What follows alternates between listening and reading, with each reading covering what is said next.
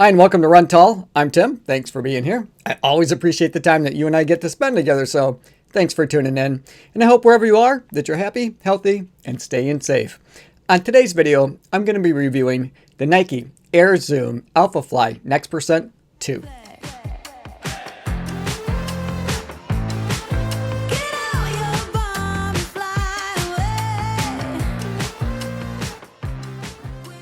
Now, Nike's made a few changes from the AlphaFly to the AlphaFly 2, including changes to the upper as well as to the midsole. They went from a 4mm offset to an 8mm offset. Do they still run like an AlphaFly?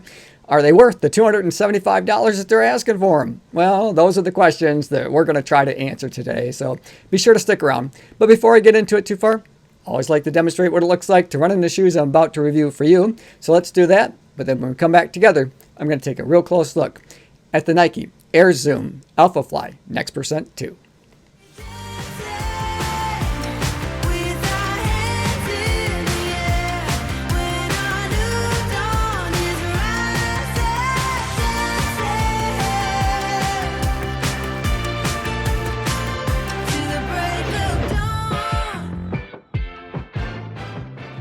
If you're new to the channel, welcome to the Run Tall family. I'm really glad you're here and you found us on YouTube. Now I post running shoe reviews, comparisons, and shoe battles weekly, but I also like to post other videos related to running as well. So if you enjoy watching running shoe reviews and other videos about running, be sure to subscribe to the channel. And don't forget to click the notification bell so you'll be notified each time that I upload new content. Now these retail for $275 US. I did purchase them with my own money. Now I ordered mine true to size and they fit me perfectly. On my scales, they came in at 7.8 ounces, and that's for a US men's size 9, which is what I wear, or 222 grams. So let's start and we'll talk about the midsole. Now here they have all of the same component parts as what you found in the original version of the shoe. And they still have a 40mm stack height in the heel, which is the maximum that's allowed. And then embedded within that ZoomX foam is a carbon fiber plate. And then up in the forefoot, they have their Air Zoom units. Now Nike did change the Air Zoom unit up in the forefoot. Now they talk about optimizing that Air Zoom unit in order to be able to give you more impact protection so that as you strike the ground, it's going to absorb your foot strike a little bit more, make it comfortable for on those longer runs. And they also added some Air Zoom foam right here between that Air Zoom unit and your outsole rubber. I like the changes that Nike made. I know that probably not everybody's going to agree with that, but I midfoot strike. And as I turn the shoe over, you can see exactly where I do strike the ground from here, basically up to here. And for me, it feels really terrific. I still feel like I'm getting tons and tons of energy return, a lot of pop off my toe going through my gait cycle. But I think if I were more of a forefoot foot striker, so if I was striking the ground more up towards the forefoot or landing more directly on those Air Zoom units, that I might feel like I'm losing just a little bit of pop that I had in the original version of the shoe. But for me, I'm really enjoying the fact that when I land on that midfoot, I'm still getting tons of energy return, and it's really comfortable for me.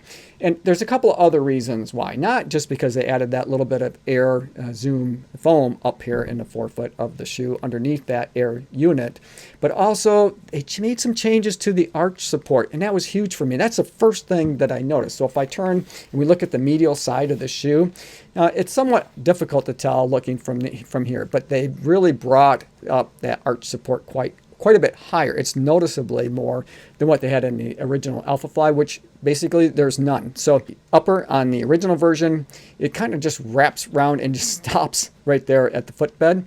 But here you've got some support that comes up a little bit further, and then you have the upper material that then wraps around your foot. So as someone who overpronates, I really appreciate having that little extra arch support for me. It just makes my runs a lot more comfortable. And my arches didn't hurt at all, where I did find that, especially after putting in a couple hours, 2.5 hours or so, on a longer run in the original version of the shoe, when I took them off, I did have a little bit of arch pain or achiness, I should say. Now, achy is probably the better term to use here, because it wasn't so much that I thought, oh, I'm never going to run in those again. In fact, I was leaning towards using those as my next marathon racer. But now, even though these are a little bit heavier, and Nike, you're kind of breaking my heart there. I really was hoping these were going to come in lighter than the original version, not heavier. But even though they're a little bit heavier, having that extra arch support and feeling really comfortable midfoot striking for me in these make them more of a shoe that I want to pick up for that next marathon. So let's take a look at the geometry of the midsole. Now they still feature a nice heel bevel here. So if you're a heel striker, I'm just going to make it nice and smooth as you transition through your gait. They also have a fairly decent rocker starting basically right around the metatarsal head up through to where you toe off to give you a nice smooth transition as you move through your gait. As I flip it over, you're going to see that they did make a slight change back in the heel area, a couple of them. One is they squared it off so it no longer comes to a point. The other one is that they widened the base here a little bit to give you a little bit more of a stable ride.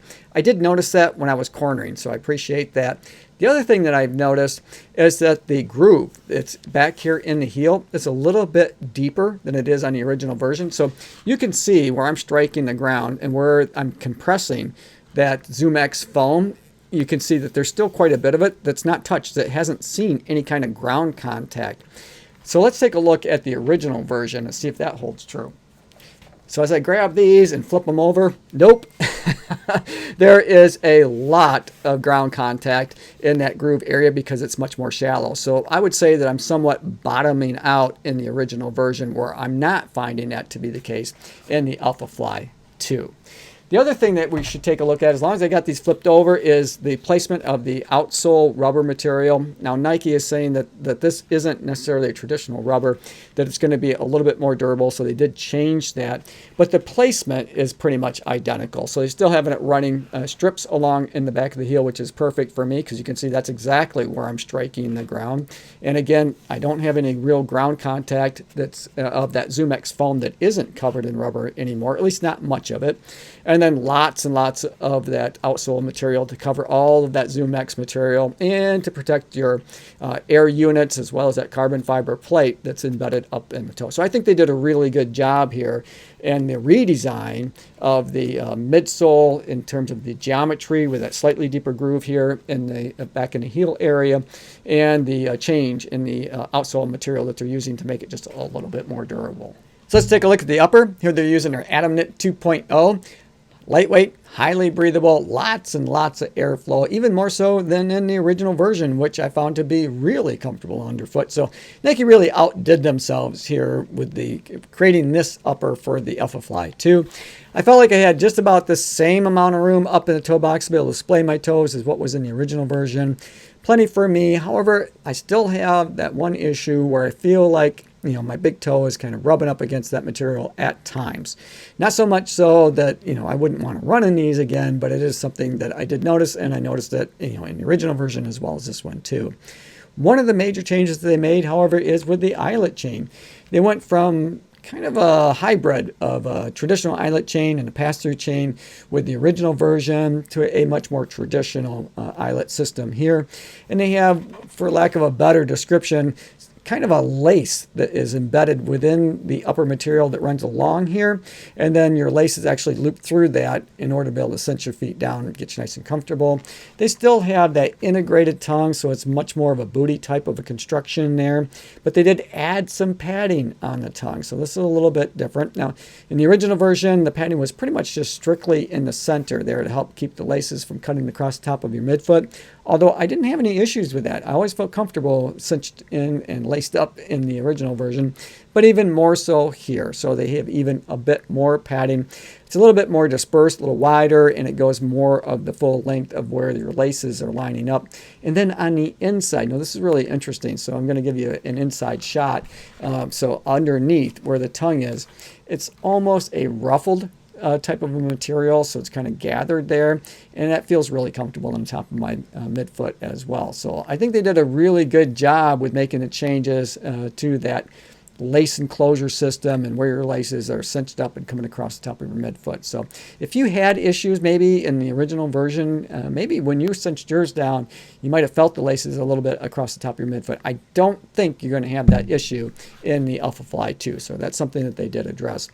The other change that they had here with the padding, it lies back here around in the heel collar and the counter. So in the original version, it was more of that bumper style, so it was that thin layer that kind of went around. Here it's more, I wouldn't say traditional because it's somewhat quilted, but it's not the bumper style. Here it's a bit more of it, And it creates a nice heel pocket for your heel to sit in, and it also has some extra padding there in the counter of the shoe for your Achilles, so that feels really comfortable. So I'm really liking the changes that they also made to the upper on the AlphaFly 2.